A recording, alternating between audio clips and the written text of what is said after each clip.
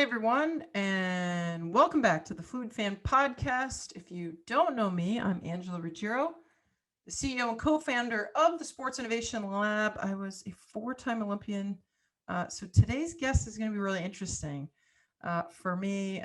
We'll get there quickly, but first, if you don't know my company, Sports Innovation Lab, we are a market research fan intelligence firm. We are experts at understanding the fan, the consumer, and really studying the intersection of sports and tech, trying to understand fan behaviors to help you create breakthrough fan experiences through tech. So we are data nerds. We look at tech, we look at the fan, try to put it all together and help you with your innovation strategy. So that's what we do.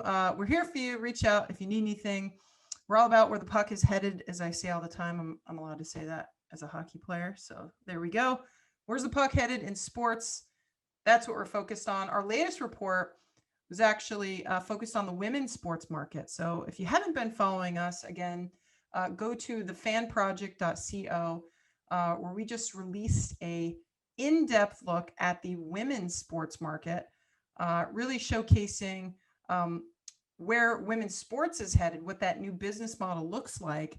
And specifically, we use data to really track what fans are doing and predict, again, how to make money. Because there's a big opportunity to make money in women's sports. I'll say it again, make money. The report is all about that. What's unlock that business revenue, unlock that new opportunity. So check out that on our website, sportsilab.com or thefanproject.co. So to follow on with that research, we're talking to the commissioner of the National Women's Soccer League, Lisa Baird. Lisa is absolutely one of my favorite people in sports. We've known each other for over a decade, specifically when I was on the board of the U.S. Olympic and Paralympic Committee. Lisa was our CMO. So I saw her firsthand selling, firsthand delivering an amazing experience for athletes, really thinking about athletes first. And she's been able to take that and really apply her killer background as a CMO to the National Women's Soccer League. So we're going to talk about her thoughts on the state of women's sports, plans for the National Women's Soccer League. We'll dabble in some of the data from the Fan Project, but if you're not, another fun story we're going to talk about is 2 days into her tenure as commissioner of the National Women's Soccer League, the league, COVID happened and she had to figure out what to do, and she was the first to market. So we'll talk about that. But I'm super excited. Without further ado, Lisa Baird, the commissioner of the National Women's Soccer League. Welcome to this edition of the Fluid Fan Podcast. Hi, everyone. Welcome again to the Fluid Fan Podcast. Incredibly excited, as you've heard, to have Lisa Baird, the commissioner of the NWSL. Lisa, welcome to the show. Hey, thanks to be here. It's good to be with you again, Angela.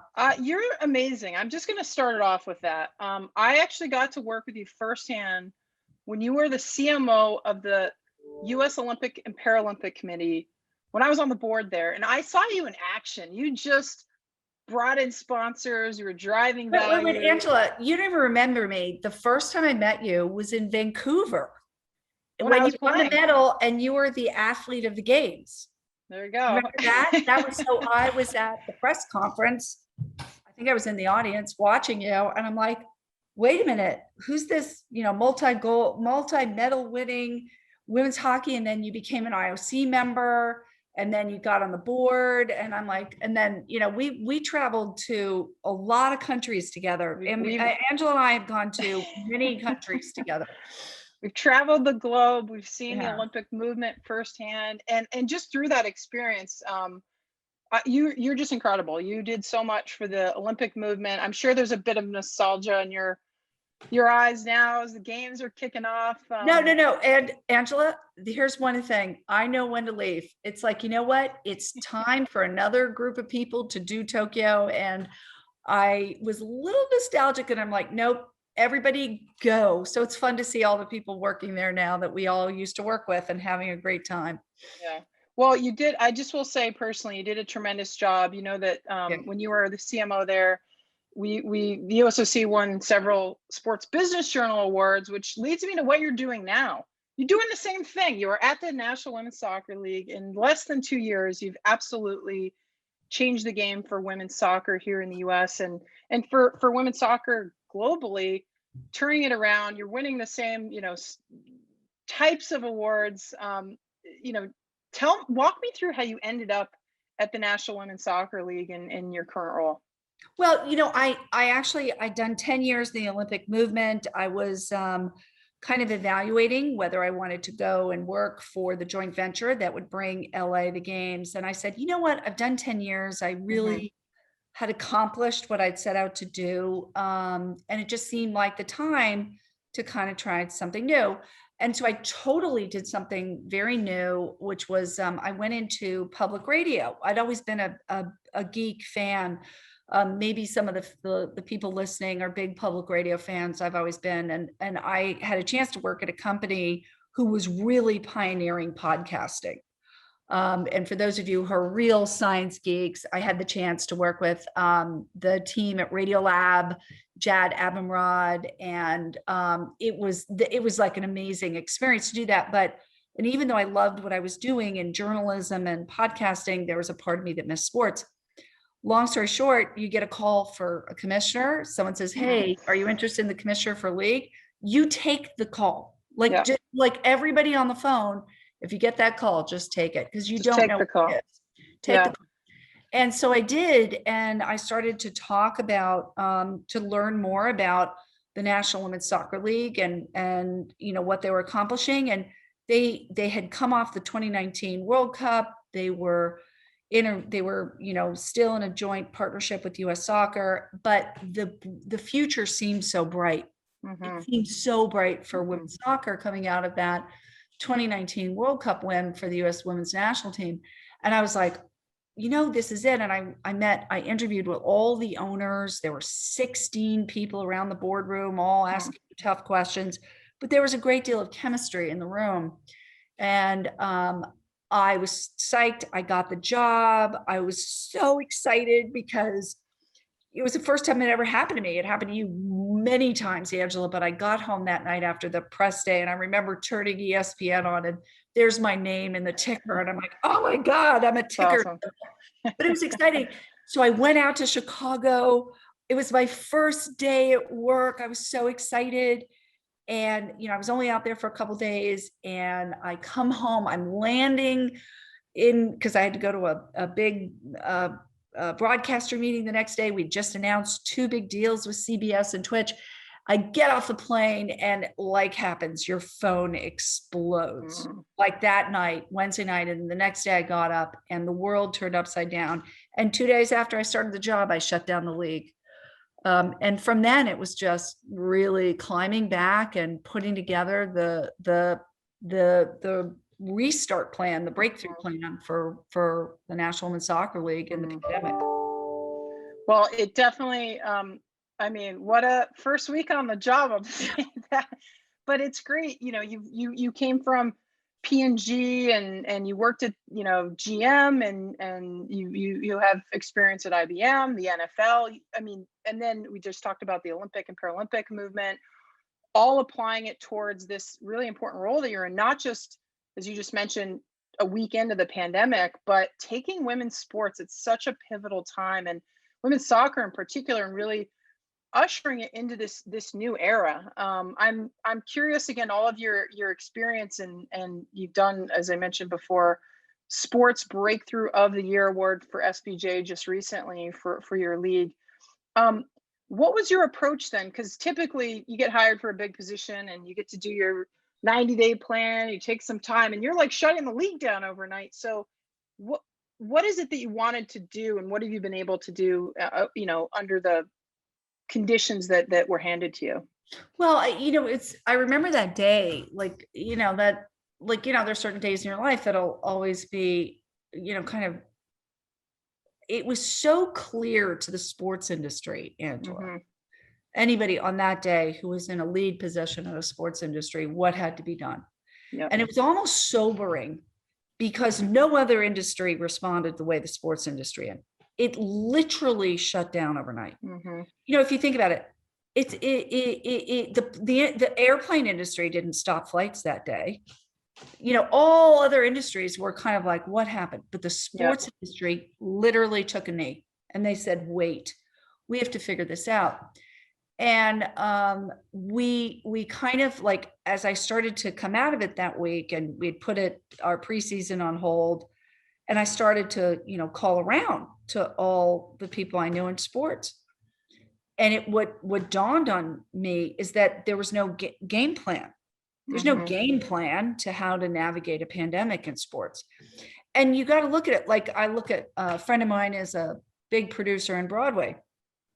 Broadway just shut down. They never reopened. They're just reopening a year and a half later. The first, they're just reopening now. And yet sports, we knew that we could do something. We knew we had to do it safely and healthily. And it was a matter of us putting the game plan together. So we did. I just took it and I said, okay, here's what we need to do here. We assembled a task force of doctors to study what we thought would be the right game plan to put on. I had to create a new kind of tournament. I mean, Angela, like, we were reinventing everything. I said, look, the Olympics are going to be postponed, or we thought they would be. And in fact, that turned out to be true. I said, let's put on an Olympic style tournament. Well, we don't do that in our league. Like, that's a separate type of competition, but our owners and our athletes had to get on board. I had to get our union on board. We got our owners and our unions to put together kind of a joint agreement at the time, which guaranteed player compensation and benefits, whether they played or not. We gave them the option not to play. Thank goodness most of them did. But we created the bubble environment. It was on and on and on. And I remember it was like on about August 25th or so, and I'd come downstairs. We were going to announce our tournament, which would begin on June 27th of 2020. And I came downstairs and I'm like, so excited. I'm going to do it on, Zoom or whatever I was doing it on. And I turned on NBC. I turned on NBC, and there's Gary Bettman. And I'm like, oh, okay, the NHL is resuming first. That makes sense to me. They're hockey, they're fully masked. That sounds like they can do that. And I realized that he had been on and he was announcing. And then that day, I just realized, we all realized, our league, our owners, our team staffs, we were the first league to come back. We were the first. And not just come back. You're setting the standard now in some ways, right? You're laying the blueprint for the other leagues. They're going to study everything you're doing. Well, you know what? We were really thoughtful because we had to come back, but it was a mandate that we do it COVID free. So when anybody came in the bubble, we had a really unfortunate circumstance. Orlando, one of our teams, 2 days before the tournament, they had some positive tests. And we excused them for the tournament. They didn't come because we didn't know anything about this. Yep. And we just wanted to be so super careful. So we brought everybody in. The tournament was COVID free. We came back and I'm like, look, and this will get to the story, which is all of a sudden we had this media exposure that we'd never had before, Angela. People saw us and they saw great soccer. We're really proud that we're, probably the best soccer league in the world. We've got 38 athletes right now competing for their flag and country in Tokyo. And we wanted to put on the world's best soccer, and the audience responded. So when we came back, we really didn't have a plan for next step. The WNBA did a wobble. They did a wobble, but they ended their season. They just did a longer, kind of shorter season within the bubble. We said, listen, we took advantage. CBS had some broadcast openings because the college season got delayed, and we're like, we'll take them. And again, we came back, we put on a home and away fall series. It was kind of a short exposure, but we got those windows and we got our athletes out there. And that's what ignited everything. Like, we got sponsors, we got, CBS really leaned into us there.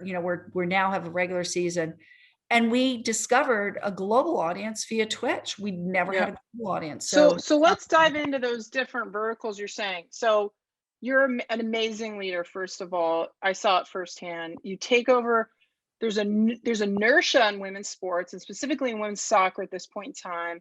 You said, look, we're going to be the first North American sports league to return to play during COVID. You did it COVID free, and simultaneously you're putting these deals together. And I'll just tell the viewers or listeners, people showed up. Like you said, the league saw nearly 500% increase in year-over-year viewership. You touch on, because a lot of the research we do here, as you know, at Sports Innovation Lab and the FAM project specifically that we launched last month, thank you for your partnership in that, was around, there's a market here. Women, fans of women's sports are hungry. They're digitally savvy. They want more, and they've already showed us in the data that they like the behaviors of co-watching and going on these non-traditional platforms. So CBS, yes, you've got that reach, but you also put this great deal together with Twitch. So let's just isolate your viewership strategy, and how do you get people in the funnel actually consuming and interacting with your content? Yeah, so before I came in, there were two broadcast deals signed. One with CBS, and it was kind of CBS for some big games, CBS Sports Network, take advantage of the true sports fan audience, and then at that point it was CBS All Access. Now it's streaming on Paramount Plus. And at the same time, we actually did a deal with Twitch, where Twitch had 20 global games, meaning everywhere. They were streamed everywhere, US, Canada, Europe. But then they had the rest of our games just streaming in Europe.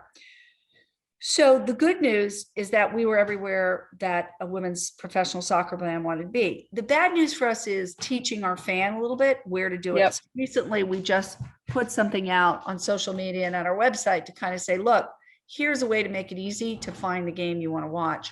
Because that is what the fluid fan, and you think about it, the digitally savvy fan, that is the women's sports fan, has already been there. They're used to being in a digital environment, but you kind of have to know where your team is playing. And we, as technology, not only sports properties, but really being adept to technology, have to make it easy for the fan to find us.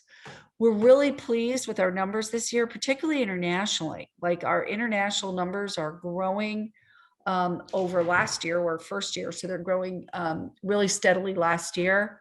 And I can assure you, when the Olympic athletes come back midsummer, we're going to see another pop again, and this time it's not just about the U.S. women's national team players, although we're thrilled to have them play in our league. It's also about the international stars, because we created the platform for international stars like Rachel Daly out of Great Britain, or Abby Ertzig out of Australia. I mean, we have Dabinia, Marta, a lot of international stars in our league. And so we want to be perceived as the place where the best players in the world play. So we're excited to see that bump when they come back. I love it. So again, evolving, understanding that fans of women's sports love their traditional linear, but there's this increasing desire to have a digital presence, a non-linear one, an OTT. We saw that in the FAM project data when fans of women's sports had both options, and we isolated the men's and women's World Cup. Fans of women's sports, the Women's World Cup, a much higher percentage actually preferred the digital presence. So you honed in on that. You put this partnership together with Twitch, and you're saying, look, they also have to find us, which we hear all the time at Sports Innovation Lab. It's make it easy for me to find the content that I love.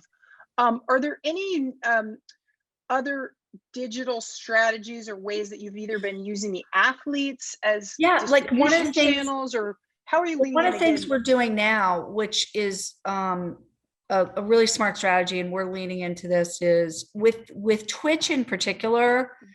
It's not only about, we were really pleased. Stream Hatchet, an esports analytics company, did a report they just published a couple weeks ago, and they showed that the NWSL was the #1 live sports consumed on Twitch over the NBA. Say that again. All our listeners. I'd like to say that again. National the NWSL had more concurrent viewers in the last quarter than the NBA did on Twitch. And it's because we're leaning into it. And one of the ways that we're going to continue to build that audience is by co-streaming. So just this last weekend, We had a super cool, very smart co-streaming team. They're really fun soccer journalists called the Cooligans, and they co-streamed our game. We also have a group that we're partnering with out of South America called NWSL Analytica, and they're now co-streaming in Spanish. And I actually popped up and on this co-stream that one, it's small and it's getting started. Again, you have to build the audience there. Yep. But what is fun in this digital world, Angela, is to start to see how sports can be a very fluid experience. So you talk about the fluid fan. I'm now taking it and I'm saying, look, how can we create these really interesting moments and experiences that hop from place to place? So I try and show up and chat in the stream. I'll be out there doing Instagram lives or things like that all the time to make sure that our fans know that the league cares about them. I love it. We're a small enough league where we can do that. I mean, that is take advantage of the fact that we can be small and we can be in touch with our fans. Our athletes are very fan accessible. And if you look at them, they're always dialoguing, responding. They even know who their fans are. Yeah. They're not just calling to say, hey, fans, we love you. Sometimes they call them by name. Shout out. Yeah. One of the culture things about soccer that Americans are embracing is the supporter culture. It's very strong in Europe, but you're starting to see that really get the supporter culture get really grounded in the US. And what's fun about the supporter culture is that it's showing up digitally. You look at a soccer game, you have that supporters in the section. And now you're seeing them, they're very easy, very digital savvy, and they're going back and forth. So we're finding that kind of culture and embracing and engagement digitally. Lisa, you are highlighting a large finding of this work that we did around not just the Fluid Fan, but the Fan Project, which is this community-based monetization model. You're describing it, you're living it.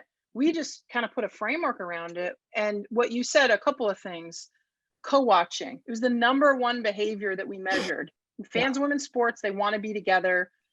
They want that digital community. And sports properties that understand that and are creating experiences like what you just said on Twitch or other platforms that allow people to come together in a digital way, can be global, can in some ways replicate what you just mentioned of that horde of people in the venue that want to be there and cheering for you, but can do it in a digital community space. So again, it's so great to hear you talk about what you've been able to do and really leaning onto the trends that we're studying every single day. I'd love to hear a little bit around not only the spike of viewership that we saw, but on the sponsor side. And I know your work again as the CMO prior, but you've come in and grown the league sponsorship pool to, believe you're at 9 major brands. Budweiser in our data had 1,000% growth in fan behaviors relating to Budweiser, again, after they announced their partnership with you guys. We saw a lot of this data in what we did, which is like fans are more loyal to women's sports, Nike, etc. What's been your experience in the sponsor market? I'm sure you're on the phone left and right with inbound. Totally. I mean, look, I'm, the commissioner has to ensure the long-term viability and sustainability of our league. We're only 9 years old. Angela, we're 9 years old. So we still have a long way to go. Budweiser was our very first sponsor. Nike was there as our kit apparel sponsor from the beginning, but Budweiser was our very first traditional sponsor in 2019, and they did this amazing campaign. And it wasn't about selling Budweiser, it was about saying, hey, you know what the NWSL needs? Sponsors. And what was fascinating about it is, like, I looked and I'm like, you're absolutely right. And so last year we could not have done what we needed to do to pay our players, continue their benefits, put on the bubble tournament in Utah without sponsors. So Procter & Gamble came in, Secret came in, Google came in, Verizon came in, and then all of a sudden we proved, we took the dream of what could be with women's sports and we proved it with the numbers. Like that's making. I like numbers. I love numbers, as you know. That's it was the needle. Yeah, the just back to that 1,000%. Look, a lot of the leagues we work with are doing make goods and they can't deliver the audience. They can't. what you were able to do without even a real season, even though you put on a great competition, there was greater brand affinity for Budweiser based on a creative campaign, based on the fact Yeah. that they care about women and the way that you structured this. Yeah, I can't imagine how much inbound you're getting right now. That quality of engagement versus quantity. Absolutely. And like even this in the pandemic, no one was creating new commercials, right? They were just doing kind of edits. Well, Procter & Gamble was the sponsor of our tournament of the bubble, the P&G Challenge Cup. And Secret did a commercial, and it was so, Angela, it was like they came to us and they said, you know what? Do you know this statistic that only 5% of all media that covers women's sports? I'm like, you're kidding, 5%? Like, no. Yep. So we produced a commercial in the bubble. That meant we, the league, worked with Secret. We got the script from them. We lined up our athletes, and the athletes told the story of, we want to be seen. Yeah. We want to be seen. It's our time. Yep. And that one commercial that we showed and debuted on Championship, then all of a sudden you started to see other sports entities take that cry up. Wait a minute, what do you mean only 5% of media is against women's sports? And you saw the effect, the add-on effect of what we did with the brand Secret on let's see us, please watch us, see us. And it became our internal cry. And so since then, we've signed Ally, we've signed Nationwide, we've signed MasterCard. And in the coming weeks, I can kind of tease you, we're going to have a couple more pretty soon here. And without these sponsors that are helping us create media opportunity and get the coverage of sports and get the time on broadcast networks or on Twitch or on Paramount Plus, we're not going to be able to show people these amazing athletes in this amazing game, the beautiful game. No, I agree that the sponsor piece of the ecosystem, in particular in the women's market, is so vitally important. And increasingly, fluid fans follow their values. They want brands, they want leagues that represent who they are and invest in the things they care about. And I think, it's great to hear so many brands stepping up and not saying as the thing they have to do, but as something that's really good for their business. It's going to drive not just brand awareness, but a nice return from what you're creating. Yeah. I'm wondering if, so we talked about viewership, the 5%, you've done a lot to expand that. We've talked about sponsorship. You're going like crazy into new markets. I think a lot of people that are following the news have heard about the exciting ownership group of Angel City Football Club in LA. There's one in San Diego. I know, pounding the pavement, talking about league expansion and what those new markets opportunities could be. Can you talk us through your strategy there and why it's so important to keep continuing to grow the footprint of the National Women's Soccer League? Expansion. That was another thing that I know was really important. So I shut down the league, but I was at the same time that I had a shutdown league, I'm talking to markets about expansion. Yeah. And I met Julie Ehrman early on. No, it was actually the first night after my announcement, I got a note, overnight email. And I was up checking my phone, of course. And I got an email from Eric Garcetti, the mayor of LA, saying we want a women's soccer team. And I'm like, okay, I've seen this before, because he sent a similar email when you and I were in the Olympics about the Olympic Games.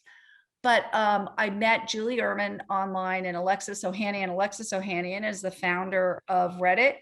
And Julie Ehrman, Natalie Portman, but Alexis Ohanian is the majority investor in Angel City.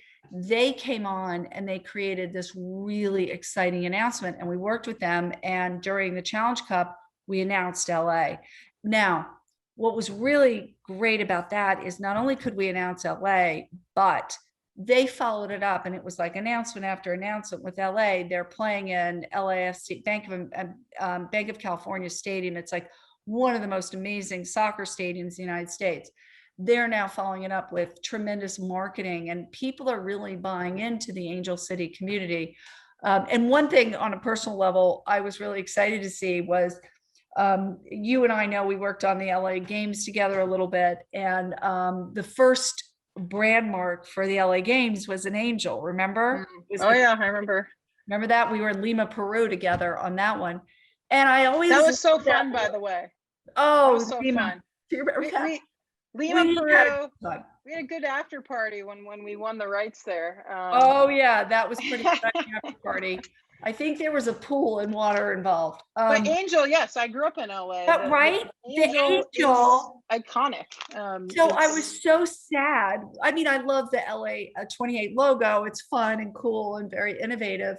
But I was like so sad to see the Angel go.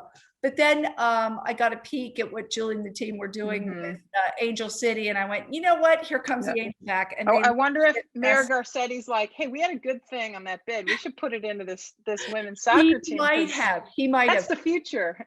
It's a future, but they came up with they just launched their crest a couple weeks ago. But we have other exciting expansion news. We expanded into Louisville this year.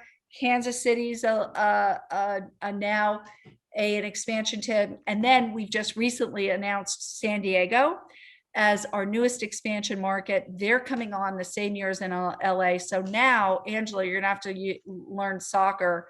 We now have a derby in Southern California.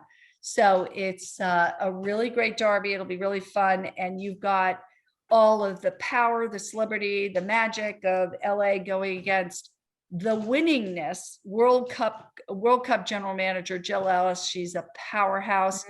She's just brought on Casey Stoney, a coach from Europe, and it's just going to be a great. It's going to be a great aggressive. I can't wait. I can't wait for the competition. I mean, I'm a hockey player. I like hockey, but soccer is just so exciting, and the women, as you know, are just at the international level, and now to have that. Not just every 4 years or at the Olympics. And, I got to give the medal actually in 2012. I don't know if to the women's soccer team. Yeah. When they won, I was Angela, you gave the medal? Yeah. I gave a little hug to some of the players like Abby Wambach when we're up there. And then I had to look all professional. You were wearing the IOC jacket. My skirt and all. I was,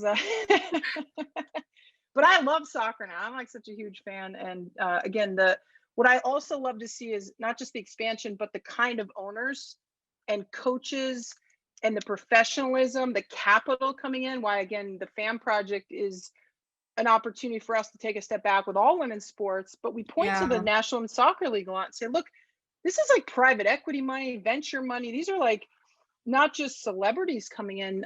These are real. This is a real business opportunity we're making fundamental, I know we're still relatively small, but we're making fundamental change from the boardroom to the pitch.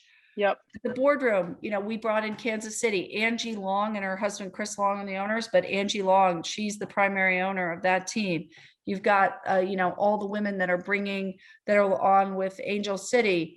You have Naomi Osaka, a minority investor in North Carolina Courage. It's sexy. It's sexy now. Women's sports is it. Hey, no, come on. It's a great investment. And that's what they see. Like when you see, they're like, listen, we're investing. So we have a lot of exciting investors coming in, but we're also changing it on the pitch. So we had one woman coach of our 10, Freya Coombe in New York. And now we have 3.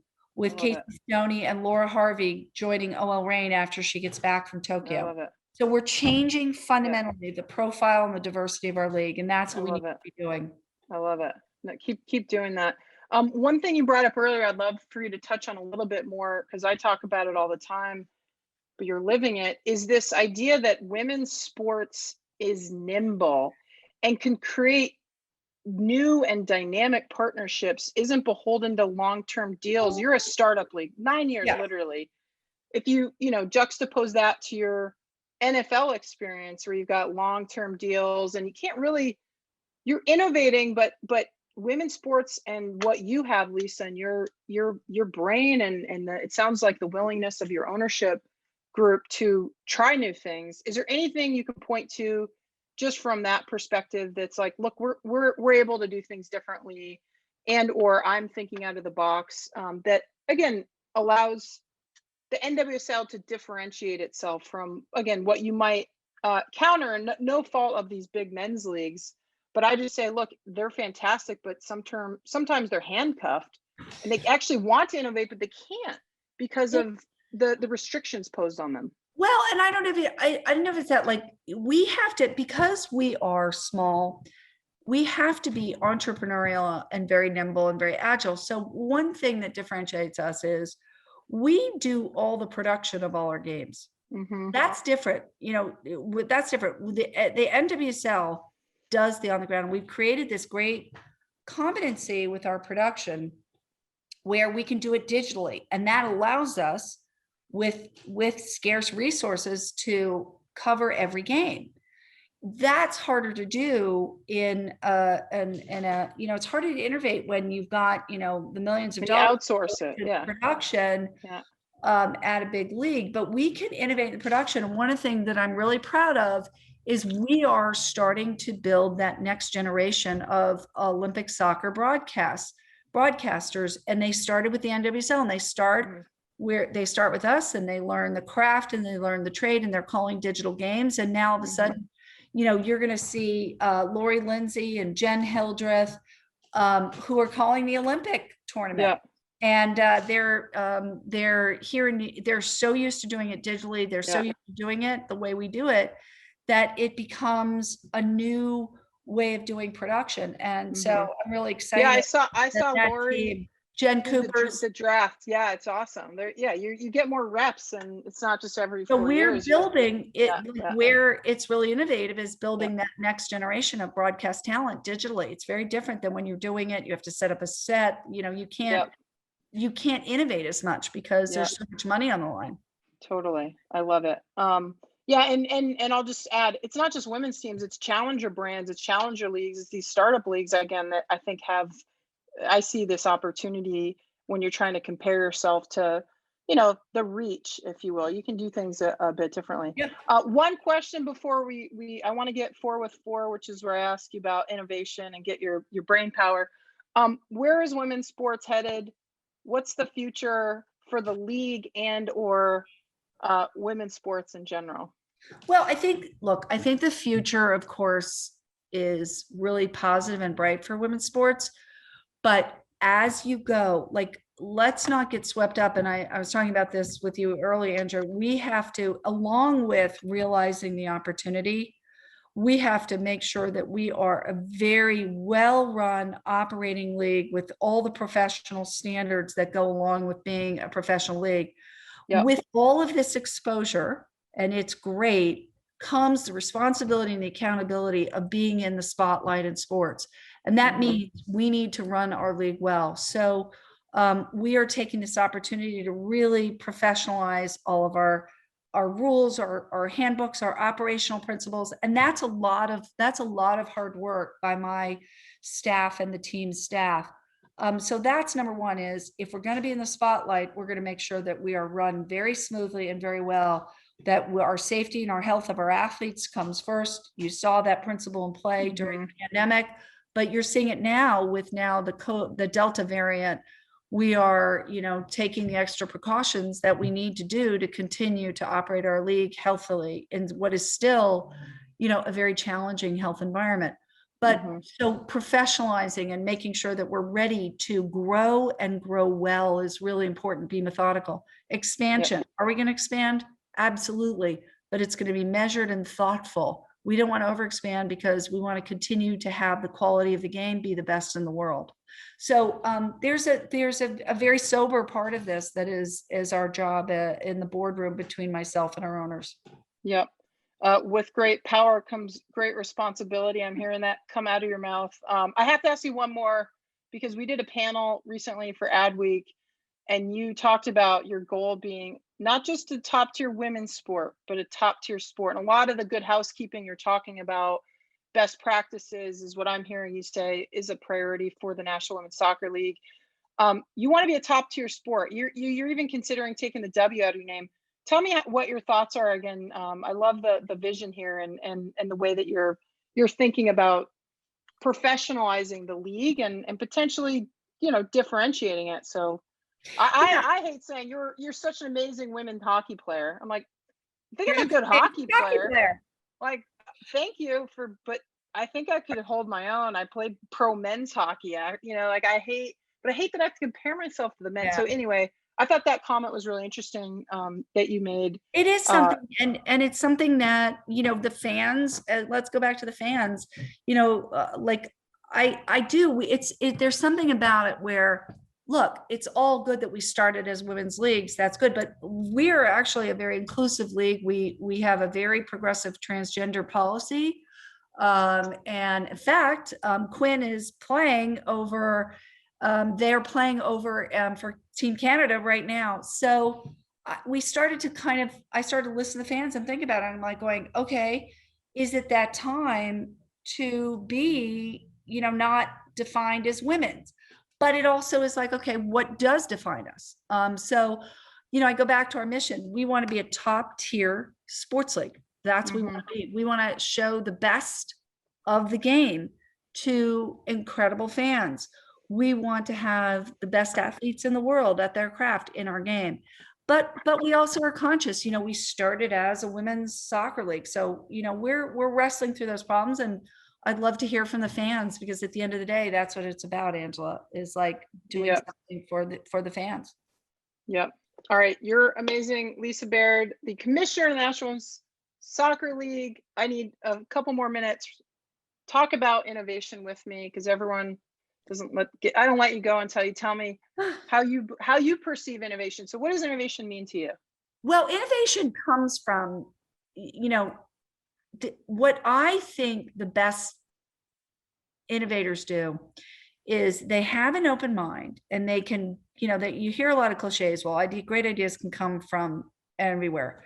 You've got to be open and being perceptive, whether it's in the culture or in your own team or, you know, somewhere else that you're looking and you're saying, you know, there's something here that we need to look for a solution to a problem, or change our direction and take advantage of something. But at the same time you're doing that, you don't want to just innovate for innovative sakes. You've got to have a pretty finely tuned sensibility and filter about you.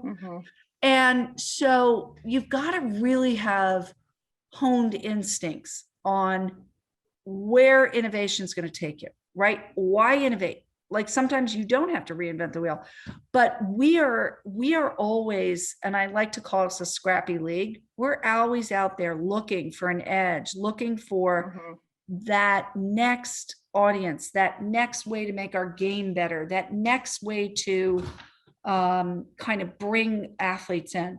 So we're always open and really ready to examine an idea, but we're also pretty blunt with each other and candid with each other, not to kind of squash an idea, but we're not going to chase ideas for innovation's sakes. We're going to really have that filter, and we know what we're innovating for.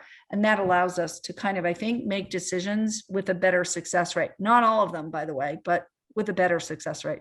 Love it.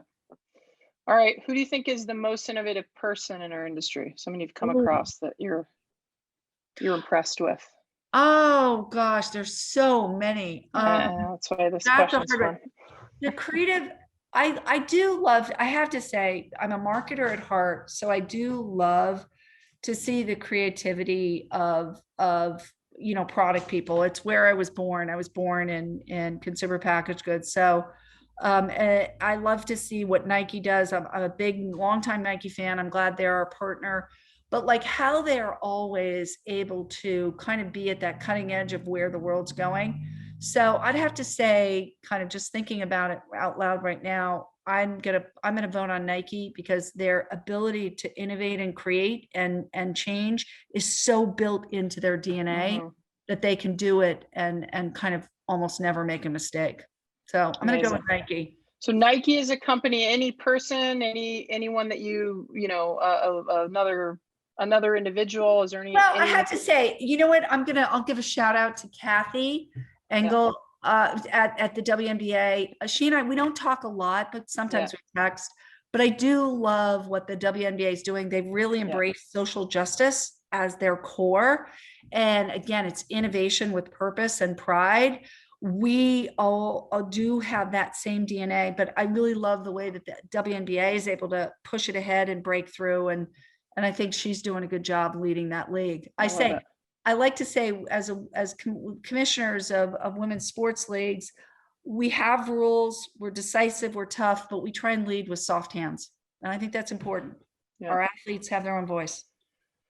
No, that's the trend. Athlete driven media, athlete as the influencer, Very as you know, true. the power is shifting overnight. If you can make the pie bigger for everyone and use technology and lean into not reinventing the rules, but thinking about how do we work with athletes as Yeah. opposed to against. I mean, that is absolutely the future I see, and I know you see. And It is, it's here. It's here. yeah, it's already here. You might have already said it, but last question, just most innovative team, league, or federation? Well, I can't, again, look, I'm going to give a call out right now to the NBA. I mean, I just have to say, under the steady hand of Adam and the entire team, Mark Tatum and stuff, they always seem to be able to knit together, a pretty complex formula for coverage, innovating in the game, going at it worldwide. So, I'd say, look, the NBA sets a great standard for all the other leagues, and I love watching and taking from them what they do. So I guess I'm giving the WNBA and the NBA big shout out on this. All right, they get a lot of love on this, so that makes they do. They're pretty darn good. All right, Lisa Baird, the commissioner of the National Women's Soccer League. Thank you for everything. Congratulations again. You was cheering for you with the SBJ Awards recently, Sports Breakthrough of the Year. You've done a tremendous job. I wish you all the best. I'm going to keep pushing people in your direction. The brands are, if you're a brand listening to this podcast and you haven't talked to Lisa, sorry to put more work on your plate, but now's the time to freaking invest in this league. It is taking off for so many reasons. Thank you again for joining us, and good luck with your thanks, Angela. MLS. And I'm rooting for all the teams this time because of all the NWSL players, but I think you and I have a soft spot for Team USA. Team USA, go USA. Go USA. All right, talk to you soon. All right. Thanks, Bye-bye. Lisa. Thank you. You heard it, my good friend Lisa Baird. Thank you for being on the show. Amazing to hear straight from your mouth what's going on. You heard the statistics, the data, everything around how the National Women's Soccer League is growing. There's a crazy passionate fan base. Excited to showcase your words directly to our fans here at the Fluid Fan Podcast, and can't wait to see how things shake up. And again, lots of new teams that I'll be following as you continue to expand your league. But again, thank you for everything you do, Lisa. From the bottom of my heart, you're an amazing leader, and women's sports is absolutely better because of you. Also want to thank my producer, Jack Barlow, my entire team at Sports Innovation Lab, my listeners. Couldn't do it without you all. Continue to subscribe, give us a nice shout out. You can find us literally anywhere podcasts are. And tell us who you want to hear next. Tell us what you want to talk about. If you want, is there a specific part of the top 25 most innovative teams in sports report you want to nerd out about? Let me know. What about the Fan Project? We're talking a lot about it, but we could go deeper. Is there a piece of technology or legislation like NIL? Tell me what you want to hear. Obviously, we will bring on guests, dive deeper, nerd out with you. So want to hear from you. Check me out at Angela Ruggiero, or you can send a note to our company channels at Sports iLab. You're the best. I enjoy doing the show. Love talking about tech, and couldn't do it again without you. So I'll see you next time on the Fluid Fan Podcast.